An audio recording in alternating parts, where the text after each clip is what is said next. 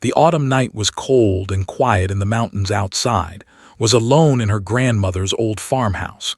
She had moved here 3 months ago after leaving her job as a nurse in Seoul. The city had broken her. Too many long nights, too many patients she could not save, too much sadness that never went away. Her grandmother's house was small and old, but it was peaceful. Spent her days fixing the wooden walls, feeding the chickens, and trying to remember how to breathe without feeling tired. She was closing the windows when she heard it, a sound like thunder but wrong, too close, too sharp. The ground shook under her feet. The chickens screamed in their coop. Through the window, she saw a line of fire cut across the dark sky and disappear behind the eastern ridge. Stood very still. Her heart was beating fast. She told herself it was probably a meteor, or maybe a satellite falling from space. She should stay inside. She should call someone. She should wait until morning. But the orange glow behind the ridge did not fade, and something in her chest would not let her rest. She grabbed her father's old emergency bag from the closet. Inside was a flashlight, some bandages, a bottle of water, and a small knife. She put on her boots and her thick jacket and walked out into the night. The hike took almost an hour. The path up the ridge was steep and covered with fallen leaves. Legs burned, but she did not stop. The orange glow grew brighter as she climbed. She could smell smoke now, something else too, a strange smell like metal and burned plastic. When she reached the top, she stopped breathing. Below her was a crater, fresh and black with smoke rising from its center, and in that crater was not a meteor, it was a ship. The ship was small, maybe the size of a bus. Its shape was strange, with sharp angles and smooth curves that did not look like anything humans had made. Patterns covered its surface, geometric shapes that seemed to move when looked at them too long. Most of the ship was broken. Fire still burned in some places. And crawling from the wreckage was something that made blood turn cold. The creature was tall, very tall. Even crawling on the ground, it was almost as long as was high. Its skin was gray-blue, rough like old leather. It had 4 eyes, 2 big ones in the center of its face and 2 smaller ones above. Its body was shaped almost like a human, but wrong in ways that made her stomach twist. 2 arms, 2 legs, but the fingers were too long. The joints bent in strange directions. It wore armor, black and silver, cracked and burned. On its chest could see metal shapes like badges or medals. They caught the firelight and glowed. The creature was hurt, badly hurt. Silver liquid leaked from wounds on its chest and side.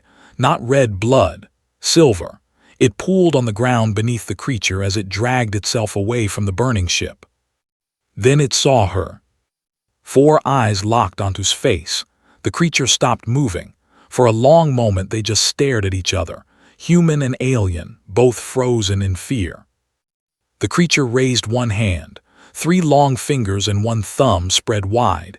Its mouth opened and a sound came out, wet and broken, words that could not understand, but the tone was clear. It was begging.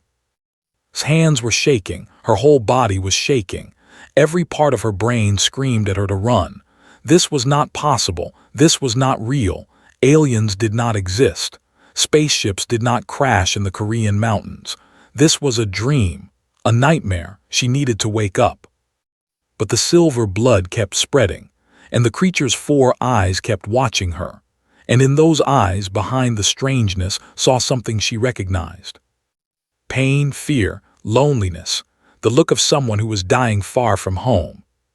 She had seen that look before, many times, in the hospital, in the faces of patients who knew they would not see morning, in the eyes of old men and young women and children who just wanted someone to hold their hand at the end. Took a deep breath, then another, then she climbed down into the crater. The creature flinched when she got close. It tried to move away, but it was too weak. More silver blood leaked from its wounds. Up close, could see how bad the damage was. Deep cuts across its chest, burns on its arms, 1 leg bent at a wrong angle. She knelt beside it, slowly, carefully. the way she used to kneel beside frightened patients. "I am not going to hurt you," she said. Her voice was soft. She knew the creature could not understand her words, but maybe it could understand her tone. "I want to help, okay? I want to help." She opened her emergency bag and took out the bandages. The creature watched her with all four eyes. It did not move. It did not fight. It just watched. Pressed a bandage against the worst wound on its chest. The silver blood soaked through immediately. She added another bandage, then another. Her hands were covered in silver now. It was warm, warmer than human blood. The creature made a sound, low and rough, almost like a word. Looked up at its face. The fear in its eyes had changed. Now there was something else, something like confusion, like it could not believe what was happening.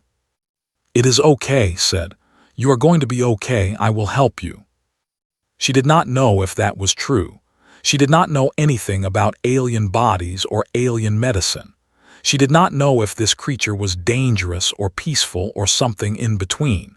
She did not know what tomorrow would bring. But right now, in this moment, there was a wounded stranger bleeding in the dark, and was a nurse. Helping was what she did. She kept pressing on the bandages and did not let go. Getting the creature to her farmhouse was the hardest thing had ever done. It was heavy, so heavy. Even with one arm over her shoulder, even with it trying to walk on its own broken legs, the weight nearly crushed her. They moved slowly through the dark forest, step by step. Back screamed in pain. Her knees shook, but she did not stop.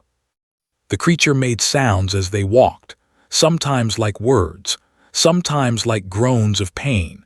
Its silver blood dripped onto the ground, leaving a trail behind them. Hoped no one would find it. They reached the farmhouse as the sun began to rise, took the creature down to the cellar, the old underground room where her grandmother used to store vegetables. It was cold and dark, but it was hidden. No one would look there. She laid the creature on a pile of old blankets and got to work. For 3 days, barely slept. She cleaned the wounds as best as she could. She used her old nursing supplies to close the cuts. She did not know if human medicine would work on an alien body, but she tried everything. Bandages, antiseptic, pain medicine crushed into water. The creature was weak, but it was alive. Its 4 eyes followed her whenever she moved around the cellar. It did not try to hurt her. It did not try to run.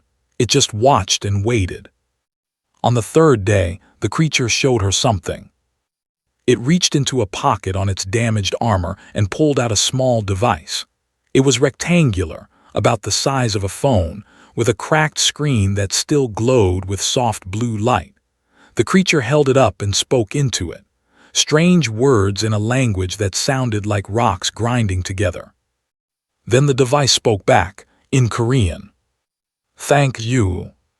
Stared at the device, then at the creature, then at the device again. "You can understand me." The creature spoke into the device again, more grinding words. The device translated. "Learning, device is learning your language, slow, but learning." From that moment, everything changed. Over the next 2 days, they talked. The conversations were broken and difficult. The creature would speak, the device would translate, and sometimes the words made sense and sometimes they did not. But slowly, piece by piece, began to understand. The creature's name was impossible for her mouth to say. It sounded like wind through broken glass, but when she tried to repeat it, the closest she could get was. The creature accepted this with a small movement of its head that might have been a nod. Was a soldier, not just a soldier, a commander. He led ships and troops in a war that had lasted longer than 100 years. His people were called They were fighting against something called the Dominion, an empire that moved across the stars, eating worlds and taking slaves. "Your war," said one evening, sitting on an old box in the cellar. "Is it far from here?" His 4 eyes blinked slowly. "Very far, many stars, many systems." He paused. "Your world is not known, not in our maps, not in Dominion maps. You are hidden." "Hidden is good. Hidden is safe." shifted on his blankets, wincing as his wounds pulled. The Dominion does not know you exist. They cannot hurt what they do not see. Thought about this. Somewhere out there, beyond the sky she had looked at her whole life, there was a war. Aliens fighting aliens. Worlds burning, people dying. And Earth, her small blue planet, was invisible to all of it. "How did you get here?" she asked. Was quiet for a long moment. When he spoke, his voice through the device was heavy with something that sounded like sadness. "We lost, big battle, many ships destroyed. I tried to escape, get back to space, but my ship was hit, damaged badly. I jumped blind, no destination, just away." He looked at her with all four eyes. "I woke up falling toward your world. I thought I would die, then I crashed, then you found me. Why did you think I would help you?" Made a sound that the device did not translate. Maybe a laugh, maybe something else. "I did not think you would help me. I thought you would run, or attack, or call others to capture me." He tilted his head, studying her face. "Why did you help me? I am not your people, not your species. You do not know if I am good or bad. You do not know anything about me." Thought about the question. She had been thinking about it for days. "My grandmother survived a war," she said slowly. "A long time ago, here on this land. She told me stories when I was young, stories about soldiers, Korean and foreign, who were hurt and alone. She said that in war the only thing that keeps people human is kindness, the choice to help someone even when you are afraid, even when it is dangerous, even when they are strangers." She met four eyes without looking away. "You were bleeding, you were scared, you were alone. What other choice was there?" Was silent for a very long time. Then he reached up and touched the metals on his chest. His fingers moved slowly over the metal shapes. "My people have a belief," he said through the device. "We believe that you can know the truth of a species not by their weapons or their cities or their power. You know the truth by what they do when they find a stranger bleeding in the dark." He lowered his hand. "I think I am beginning to understand your species, and I think the galaxy does not know what it is missing." Smiled. It was a small smile, tired and worried, but it was real. "Just get better," she said. "Then we can talk about the galaxy." Made that sound again, the one that might have been a laugh. And outside, the autumn wind blew through the mountains, carrying leaves past the hidden farmhouse where a human and an alien were slowly becoming something like friends. 9 days after the crash, the hunters came. Was in town when it happened. She had driven the old truck down the mountain to buy food and medicine. The nearest store was small, just a few shelves in an old building run by an elderly couple who asked too many questions. Smiled and told them she was taking care of a sick relative. It was not entirely a lie. She was loading bags into the truck when she felt it. A pressure behind her eyes, a wrongness in the air like the moment before a big storm. The hair on her arms stood up. She looked at the sky. And she saw the second ship. This one was bigger than, much bigger. Black as night, shaped like a knife, moving through the clouds with silent grace. It was not falling, it was hunting, searching, circling the mountains like a bird looking for prey. His heart stopped. Then it started again, beating so hard she thought it would break her ribs. She got in the truck and drove. The road up the mountain had never felt so long. Every turn, every bump, every second felt like forever. Gripped the wheel so hard her knuckles turned white. Her mind raced. How did they find him? What would they do? Could fight? Could she fight? When she reached the farmhouse, she ran inside and threw open the cellar door. Was already trying to stand. His wounds were better, but he was still weak. His legs shook as he pushed himself up against the wall. His four eyes were wide with fear. "Dominion scouts," he said. His voice through the device was fast, urgent. "They tracked my distress signal. I turned it off days ago, but they found the echo. They are here." "What do they want?" Me. His voice was heavy. "I know things, fleet positions, defense plans, strategy. If they capture me, they will pull the information from my mind. Then they will know about this world. They will know about your people. He closed his eyes. They will come back with more ships, many more. Felt cold, a deep cold that had nothing to do with the cellar. Can you fight them? No, the word came out like a wound. I am too damaged. If they find me, I cannot stop them. Through the cellar walls heard a sound, a high, thin whine like an engine she had never heard before, getting closer. Then we run, she said. She grabbed his arm and pulled him up. He was heavy, so heavy, but fear gave her strength. They climbed out of the cellar and out the back door of the farmhouse. Behind them, through the trees, could see lights moving, blue and cold, scanning the ground. They ran. Knew these mountains. She had explored them as a child, every summer when she visited her grandmother. She knew the hidden paths, the forgotten trails, the places where the trees grew so thick that even sunlight could not reach the ground. She led through the darkness, holding his arm, pulling him forward when his legs wanted to fail. Behind them the lights followed, and sounds, crashing through the forest, breaking branches, something heavy and fast moving through the trees. They ran for hours, up rocky slopes, through cold streams, over fallen logs.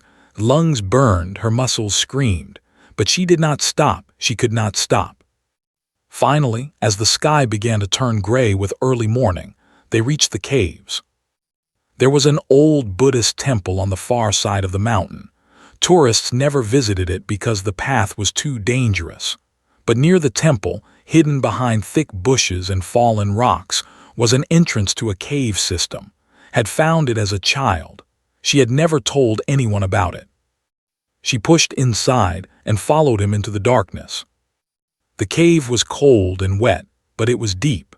They moved far from the entrance, around corners and through narrow passages, until they reached a small chamber lit only by tiny cracks in the stone above, helped sit against the wall and then collapsed beside him. For a long time neither of them spoke, they just breathed, just survived. Finally broke the silence. You should leave. Looked at him. You should go back to your life, pretend you never found me. The Dominion scouts are looking for life signs, not human. If you are far from me, they will not notice you. You can be safe. And you? Did not answer, but his 4 eyes said everything. He expected to die here in this dark cave on a planet that was not his home. Thought about his words. He was right. She could leave. She could go back to her farmhouse, clean up the cellar, pretend none of this had ever happened. The aliens would take and leave. They might never even know she existed. She thought about her grandmother, about the stories of the war, about the soldiers who had helped strangers and the soldiers who had looked away, about the choice that made humans human. No, she said. Looked at her. No, said again stronger. I am not leaving you. We are going to survive this, both of us. How? Did not have an answer. Not yet. But she had something else. Something that had carried her through years of hard nights and impossible patience and a world that never stopped hurting. She had stubbornness, pure Korean mountain-bred stubbornness. I will think of something, she said. Just rest, save your strength. She moved to the cave entrance and looked out at the gray morning light. Somewhere out there, alien hunters were searching for them. They had better weapons, better technology, better everything. But this was her mountain, her home, her planet. And she was not going to let them win. For 2 days, watched and waited. She left hidden deep in the cave and spent her time near the entrance, looking down at the forest below. The Dominion scouts were not hard to find. They moved through the trees with blue lights scanning everything. Even from far away, she could see them clearly. There were 2 of them. They were not like. They were taller, thinner, with bodies that looked like insects. Too many arms, too many legs, heads that turned in ways that made stomach sick. They wore black armor that seemed to drink the light, and they carried weapons that glowed with ugly red energy. They were terrifying, but they were not smart. Watched them search. They moved in straight lines. They did not look up. They did not check the same area twice. They trusted their technology to find what they were looking for, and they did not think about anything else. Was not a soldier. She had never fought anyone in her life, but she had read books. She had watched documentaries. She knew about traps and tricks and the ways that small, weak things could survive against large, strong things. On the second night, she started preparing. She worked quietly, moving through the forest like a ghost. She found thin branches and strong vines and made tripwires across the narrow paths. She piled rocks on steep slopes, balanced carefully so that one touch would send them falling. She gathered dry pine needles and dead leaves and put them in hidden places where they would burn fast and hot. Her hands were cut and bleeding by the time she finished. Her body was exhausted, but she had a plan. On the third day, the scouts found the cave. Was waiting near the entrance when she heard them coming, heavy footsteps through the forest, the high whine of their scanning equipment. She looked back into the darkness where was hidden. He was too deep for them to see. Not yet. But if they came inside, if they searched, they would find him. She could not let that happen. Picked up her grandmother's old hunting rifle. It was small, meant for deer and wild pigs, not alien soldiers. But it was all she had. She checked that it was loaded. Then she stepped out of the cave and started running down the slope. "Here," she screamed, "over here." The scouts turned. 4 glowing eyes in each insect head locked onto her. For a moment they did not move. Maybe they were surprised, maybe they were confused, a human, running toward them, screaming. Then they started to chase. Ran faster than she had ever run in her life. She crashed through bushes and jumped over rocks and slid down slopes of loose dirt. Behind her, she could hear the scouts. They were fast, faster than her. But they were big and the forest was thick, and they had to push through places where she could slip. She led them toward the first tripwire. The wire was thin and dark, stretched across a narrow path between 2 big rocks. Jumped over it without looking. Behind her, the first scout hit it at full speed. The tripwire was connected to a pile of rocks balanced on the slope above. When the wire pulled, the rocks fell. Not enough to kill an alien in armor, but enough to make it stumble, enough to make it fall, enough to make it scream in surprise. The second scout turned to help its partner, stopped running. She raised the rifle. Her hands were shaking so badly she could barely aim. She fired. The shot hit the scout's shoulder. Silver liquid sprayed out, almost like blood but darker. The scout made a sound like breaking glass and spun toward her. Its weapon came up, glowing red. Did not wait to see what happened. She ran again. The battle lasted for hours. Led the scouts through the mountains. Every time they got close, she had another trick waiting. A pit covered with leaves. A slope that turned into a landslide.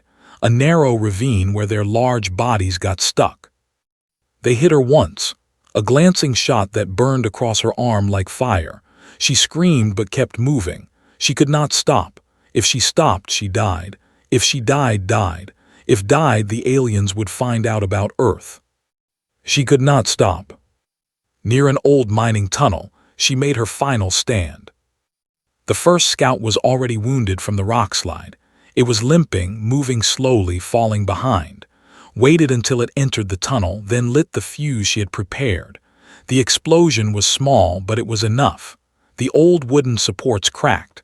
The ceiling fell. Tons of rock and dirt buried the scout alive. One down, one left. The second scout found her near a clearing full of dry pine trees.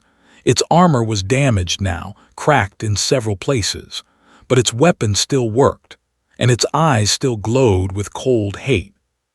Stood in the center of the clearing. She was out of tricks, out of traps, out of everything except the lighter in her pocket and the pile of pine needles she had placed around the edges of the clearing. The scout raised its weapon. Dropped the lighter. Fire exploded across the clearing. Dry needles and old leaves and dead wood, all burning at once. The flames rose fast and hot, higher than the trees, filling the air with smoke and heat. The scout screamed as fire touched its exposed wounds. It stumbled backward, trying to escape, but the flames were everywhere. Ran through the fire. Her clothes were burning. Her hair was burning. But she did not stop. She burst out the other side and kept running until she reached the stream. She threw herself into the cold water and lay there, gasping, watching the smoke rise into the sky. Behind her, the scout stopped screaming. Lay in the stream for a long time. She was burned and cut and bleeding. Her arm hung at a wrong angle. Her body felt broken in ways she could not count. But she was alive, and the scouts were dead. Slowly, painfully, she pulled herself out of the water. She had to get back to the cave. She had to make sure he was safe. Step by step, holding onto trees, falling and getting up and falling again, climbed back up the mountain. When she reached the cave and collapsed at its feet, he stared at her with all four eyes wide. "You killed them," he said. His voice through the device was full of something I'd never heard before. Shock, disbelief, awe. "You killed 2 Dominion scouts, alone, with no weapons, no training, no help." Looked up at him. Her vision was blurry. Her body was giving up. "They were on my mountain," she said. Then everything went dark. Woke up in her grandmother's farmhouse. For a long moment she did not understand. The last thing she remembered was the cave, the darkness, face above her. Now she was lying in her own bed, covered in bandages, with autumn sunlight coming through the window. She tried to sit up. Pain shot through her entire body, and she fell back with a groan.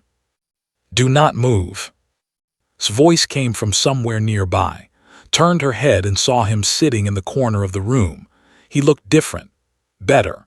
His wounds were almost healed now, and he was wearing some kind of new armor, clean and silver instead of the damaged black from before. "How long?" asked. Her voice was rough. 12 days. You were very damaged. I thought you would die." Stood and walked to her bed. "But you did not die. Humans are stronger than I thought." "What happened?"